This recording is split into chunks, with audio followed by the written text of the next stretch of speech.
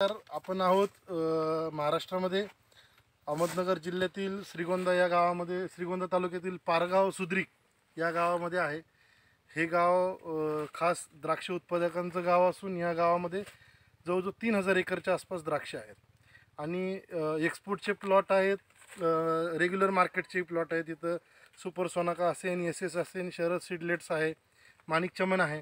आता आपण एक प्रगतशील शेतकरी आपल्याबरोबर श्री खंडू हिरवे यांच्या शेतामध्ये आहोत आणि आपल्याबरोबर काष्टीवरून श्री महालक्ष्मी कृषी सेवा केंद्राचे प्रोप्रायटर दीपक शेठ नागोडे आहेत आणि संचय ॲग्रोची पूर्ण टीम आहे.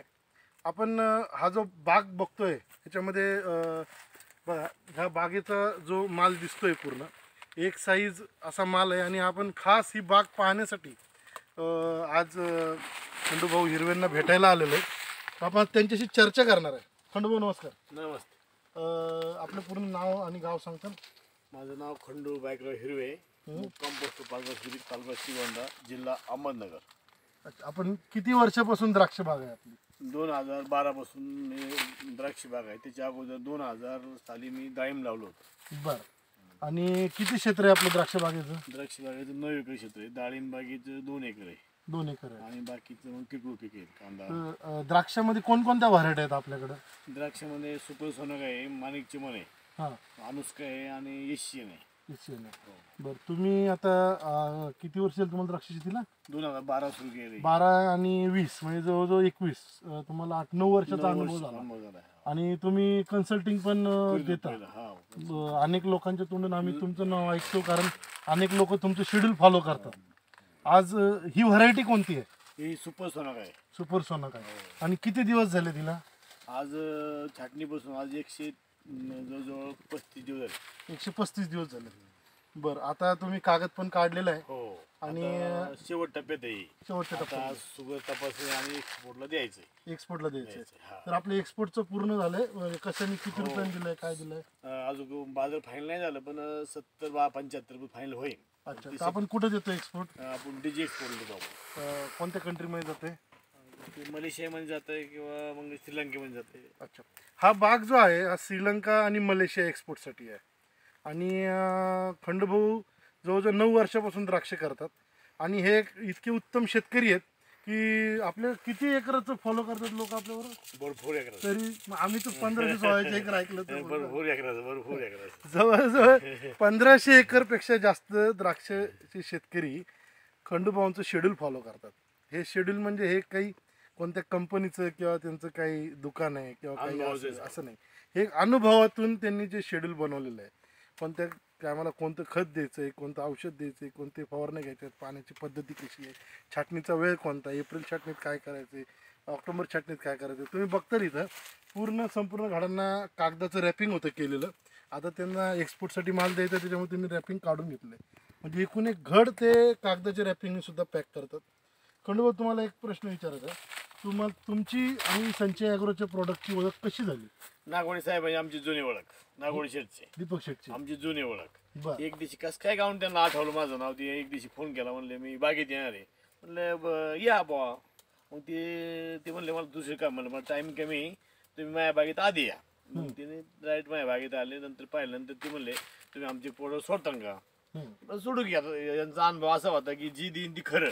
त्यांच्याकडे लबाडी जवळजवळ आम्ही काष्टीमध्ये असताना बरीचशी कामं करता की कसली लबाडी आमच्या संघाने झाली नाही. म्हणजे बरेचसे औषध, काकडीचे बी असो, औषधं असो, त्यांचा परफेक्ट गुण यायचा. त्यांनी आम्हाला एक सारी काकडी दिली ती नामदेव माझी जिप्सन म्हणून. इतकं त्याच्यावर मी बंगला बांधला अक्षर काकडी. खोटं नाही, खरं बरं का. म्हणजे खूप त्यांनी जी दिलं ते असं एकदम महत्व बरोबर दिलं. म्हणजे कंपनीची ओळख तुमची दीपक शेठ म्हणून. दीपक शेठ. तर तुम्ही आता कंपनीचं जे प्रॉडक्ट वापरलंय, तर तुम्ही कोणकोणते प्रॉडक्ट वापरलेले? आपल्या कंपनीचं ती काय मुर्दू अमृत आणि एपकोट नाही, हे दोन्ही प्रोडक्ट वापरले. दोन्ही प्रोडक्ट एकत्र करून सोडले. एकत्र करून सोडले. मृदामृत एकरी किती दिले? 5 लिटर. आणि एपकोट नाही एकरी 500 ग्रॅम. 500 ग्रॅम दोन्ही एकत्र करून परत त्यांनी 500 ग्रॅम परत दिलाय. दुसरा 2 डोस झाले. 2 डोस दिले एपकोटचे. मृदामृतच्या आणि एपकोटच्या डोसला आज कितवा दिवस आहे? मृदू अमृतच्या डोसाला 15 दिवस असा. 15वा दिवस. आणि त्याच्यानंतरचा दुसरा डोस कधी झालेला आहे? 3 दिवस झाले. 3 दिवस झाले. ह्या प्लॉटमध्ये संचय ॲग्रो इनपुटचं मृदामृत एकरी 5 लिटर आणि एफकोट एकरी अर्धा किलो असे एकत्र 15 दिवसाआधी एकदा गेले आणि 3 दिवसाआधी एकदा गेलेले. आता खंडूभाऊ आम्हाला एक गोष्ट सांगा, तुम्हाला आता तुम्ही दरवर्षीच एक्सपोर्ट करताय, तुमच्यासाठी एक्सपोर्ट ही नवीन गोष्ट नाही आहे, बरोबर आहे. पण तुमचं जे रेग्युलर शेड्यूल होतं तेच त्याच्यामध्ये तुम्ही हे एक्स्ट्रा वापरले, बरोबर. तर हे जे दिसत आहेत, हे जे घड इकडे साईज दाखवा तुम्ही, हे जे घड दिसत आहेत एक्सपोर्टचे हे पूर्ण, हे साधारणतः किती माल निघाल असं तुम्हाला वाटतंय? आता दरवर्षी साधारणतः मी आज असं असतं जी 1 ऑक्टोबरला छाटणी करीन ती साधारणतः माल कमी निघतो. 15 ऑक्टोबरची पुढे मला वजन खातं, ऊन लागतं ना, त्यामुळे हरितगृहाची क्रिया वाढून वजन जास्त खातं. यंदा असं वाटतंय एक सपोर्टला एकरी साधारणतः 17-18 टन माल जाईल. एक्सपोर्टला 18 टन जाईल आणि बाकीचं आपलं लोकलला जाईल. तरी लोकलला किती जाईल? अजून लोकलला किती जाईल यातलं साधारणतः उरलेलं एक 5-6 टन जाईल एकरी. बरं, तुम्ही जे मृदामृत आणि एफकोट 9 सोडलं त्याच्यानंतर तुम्हाला काय फरक वाटलाय? आम्हाला थोडी जाडी वाटली आणि चमक वाढली. 2 गोष्टी झाल्या. ज्या प्लॉटला नाही सोडले आणि ज्याला सोडले त्याच्यात फरक आहे ना. तो प्लॉटच्या साईडला नाही प्लॉट नाही सोडायचं. बरं, म्हणजे 9 एकर 5 एकरला सोडे आणि 3 एकर बाकी. 5 एकराला सोडे 3 एकराला बाकी. ह्याची गोलाई वाढली. हा, मग लांबीचे टायमाला नाही वाढली शेवट टेपला, पण चमक झाडी वाढली. सगळ्यात महत्वाचं म्हणजे झाडी वाढली. आणि हे म्हणले होते फुगवून जास्त होईल. नागवडे साहेब मला म्हणले होते फुगवून होईल. तुम्ही समाधानी आहे का याच्यावर? खूप समाधान आहे, कारण चांगल्यापैकी समाधान आहे. कारण कसं तुम्ही एवढा लोड असून बी ही साईज होणं ही सोपं नाही. एवढा लोड आहे, सपोर्टचा लोड एवढा घेणं तर चुकीचं असतं. पण आम्ही तिथून धरून एवढी साईज झाली म्हणजे आम्ही खूप त्या औषधामुळे समाधानी. तुम्हाला असं तर वाटत नाही की आपले पैसे कुठं फुकट गेले? असं नाही.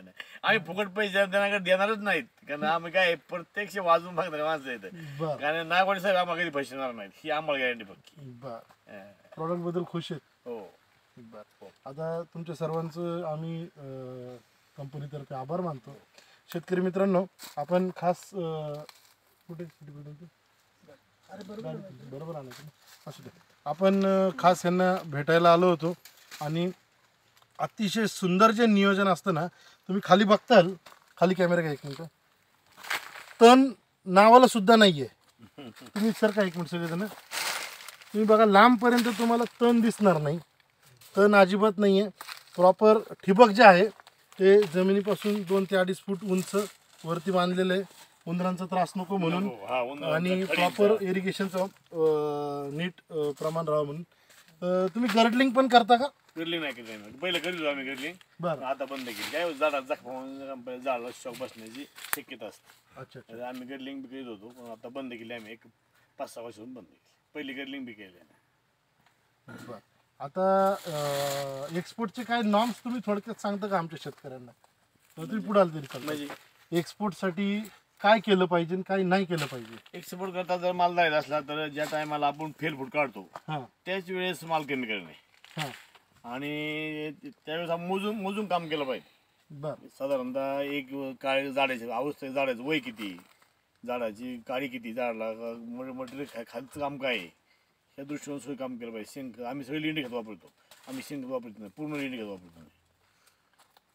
एका झाडाला साधारणतः किती वजन घेतलं पाहिजे? काही मण्यांची लांबी साधारणतः आम्हाला प्रमाण एका झाडाला साधारणतः 20-22 किलो जातं. 20 ते 22 किलो. आणि शुगरचं प्रमाण, TSSचं प्रमाण किती देताय तुम्ही एक्सपोर्ट साठी? साखर आम्ही जातो ना, आज बी साखर मोजली तर तुम्हाला 16-17 सापडेल. आणि आपण ज्या दिवशी एक्सपोर्ट करणार त्या दिवसापर्यंत किती होईल? नाही, 17 पासून खालच्या महिन्याला 16 असले चालते. हा, खालचा म्हणे 16 भरला, खालचा म्हणे 14 भरून 15 भरला. अच्छा. आता माल तर जबरदस्त आहे. एप्रिल छाटणीमध्ये वापरणार का पुन्हा? वापरू की. वा काडी जर चांगली होत असली, काडीचं एक नंबर. कारण कसं आहे, एफकोट मध्ये ऑर्गॅनिक कार्बन आहे, केल्प एकत्र आहे, मृदामृत मध्ये रेडी स्लरी आहे.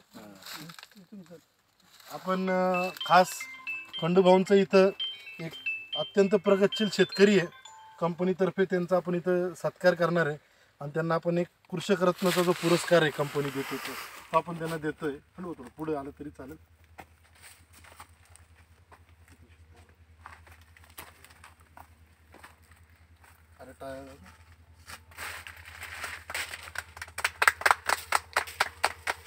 बंडू तुमचं आभारी आहे. आणि तुमचा हा व्हिडिओ आहे ना, महाराष्ट्रातील असो किंवा भारतामध्ये कुठेही द्राक्ष होतात तिथं ते सगळ्या द्राक्ष बागायतदारांना उपयोगी येईल. हो, नक्की, आणि नक्की. आम्हाला जरी कोणी तुमचा नंबर मागितला तर द्या ना. कारण कसं आहे, आम्ही इथं आल्यानंतर एक गोष्ट पाहिली बरं का, की अतिशय सुंदर नियोजन आहे. नियोजन बाबतीत आपल्याला नाही, पहिलं नियोजन टाईट लागतं. आपलं नियोजन करायला काय लागतं, नियोजन लागतं आधी. उद्याच काम आज नियोजन करून ठेवणे. बरोबर नियोजन करायला आधी नियोजन केलं ना तर टायमाला काम होतं. बरोबर. चला शेतकरी मित्रांनो, धन्यवाद. त्यांच्या ॲग्रो इनपुट्स तर्फे हार्दिक आभार.